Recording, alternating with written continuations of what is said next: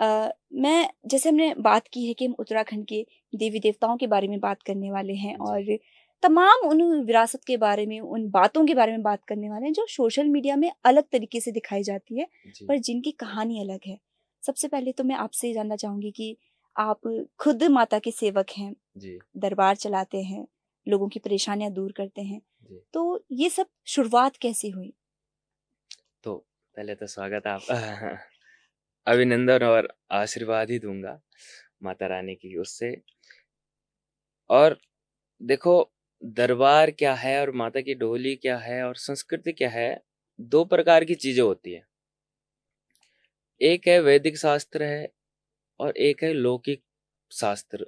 मतलब आप या तो बोले लौकिक परंपरा, जी। कि जो स्थानीय लोगों के द्वारा परंपरा चलती आ रही है। और ऐसी एक परंपरा है हमारे देवी-देवताओं की, हमारी देवडोली संस्कृति की। अगर आप बोलोगे कि शास्त्र के अनुसार क्या हुँ। है, तो कुछ चीज़ें सांस्कृतिक होती हैं, ना कि शास्त्र के अनुसार होती हैं। तो ये चीज़ें सांस्कृतिक हैं और हमारी लौकिक परंपरा है जो हम हमें पहले से ही देखते आ रहे हैं और हम आगे उसको बढ़ाने की कोशिश कर रहे हैं। तो देवी-देवताओं की जो अब अगर मैं बात करूँ, डोलियाँ हैं, तो डोली विशेष क्या है? मैं अगर छोटी भाषा में बोलूँ कि अगर किसी के ऊपर देवी-देवता आते हैं, हमारी भाषा में उनको पसवा बोलते हैं, हाँ। उपासक बोलिए हिंदी में, या बहुत क्षेत्रों में माली बोलते हैं। हुँ। तो आप एक हिसाब से ये भी देख सकते हैं इसको कि डोली एक स्वयं भगवती भगवती की, आप ये लगा लो कि डोली ही रूप में पसवा है एक, हुँ। कि भगवती डोली के अंदर अवतरित हो रही है। भगवती डोली के अंदर विराजमान हो रखी है। डोली जैसे वो मूर्तियों के अंदर विराजमान है, वैसे वो डोली के अंदर विराजमान है।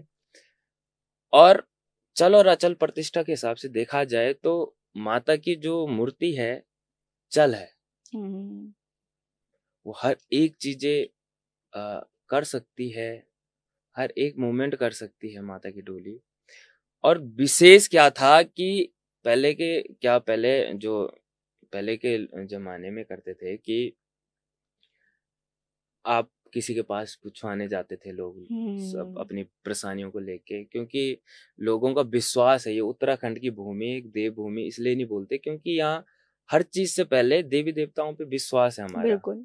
और हम हर अपनी एक समस्या, छोटा सा छोटा फैसला लेने अपने देवी देवताओं के पास जाते हैं। तो पहले क्या होती थी, देवी देवता ऐसे नहीं है कि मूर्तियां बनाई जा रही हैं, हुँ। डोलियों के अंदर जो चीजें हैं वो उपजित है, स्वयंभू है। उसका इतिहास आप कहीं भी नहीं खोज सकते क्योंकि वो स्वयंभू है, हुँ। उपजित चीजें हैं। तो उनको, अगर वो किसी पे आ रहे हैं, किसी इंसान के अंदर आ रहे हैं, तो कभी कभी क्या हो सकता है, इंसान के अंदर छल आ सकता है हुँ। कि आप पूछवाने गए हैं और वो एक किसी और की बातों में आके गलत फैसला बता सकता है। 1% की बात है वो। हुँ, हुँ। तो देव डोलियों की परंपरा यही है कि भगवती स्वयं वहां पे विराजमान है, वहां पे कोई इंसान कार्यरत नहीं है, मतलब वो वहां पे कोई इंसान कार्य नहीं कर रहा है। हुँ। डोली के पास जाते हैं, डोली से हर एक चीजें पूछते हैं। बहुत सारे क्षेत्रों में तो ये होता है कि आपकी छोटी छोटी चीजें, आपका घर का हर एक फैसला तक डोली से पूछा जाता है। बिल्कुल। और वो क्यों? जब हम लोगों का विश्वास विश्वास है। है। और जहाँ पे विश्वास है वहीं पे भगवान है, हुँ। क्योंकि भगवान किसी ने नहीं देखा। एक विश्वास जो हमारा है वही हमको भगवान दिखा सकता है और दिखाता है। और जो डोली है, देव डोलियां हैं, वही तो हमारे लिए, वही तो भगवान है, क्योंकि हमसे वो बातें कर रही है, बिल्कुल। हमको हमारा दुख सुख बता रही है। हम उन पे सुख में भी जाते हैं और दुख में भी जा रहे हैं। हुँ, हुँ। और इंसान वही है जो दुख में भी भगवान को पूछे और सुख में भी भगवान को पूछे। बिल्कुल। अगर दुख ही दुख में, तो हम तो मतलब ही हो गए फिर।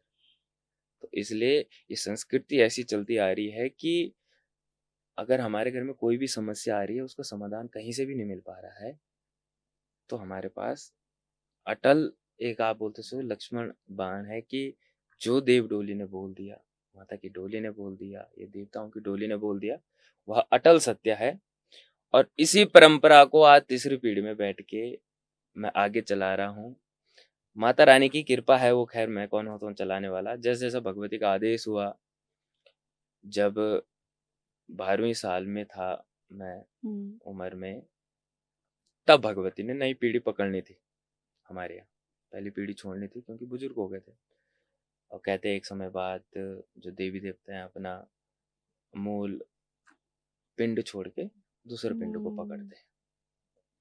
तो वैसे ही सभी हमारे उसमें हमारे भाई सब बैठे थे, तो माता रानी की कृपा हुई, उसने पकड़ा और 3 महीने का समय मात्र दिया था कि 3 महीने में मैं स्वयं किसी न किसी पे हुँ। अपनी दिष्टावान हो जाऊँगी या दिष्टा दे दूँगी। हुँ। भगवती ने वो दिष्टा कृपा मेरे पे हुई, तो आज इस चीज़ को मैं चला रहा हूँ। और ऐसी कृपा है उसकी कि हम उसका नाम ले रहे हैं और वो काम करती जा रही है लोगों के।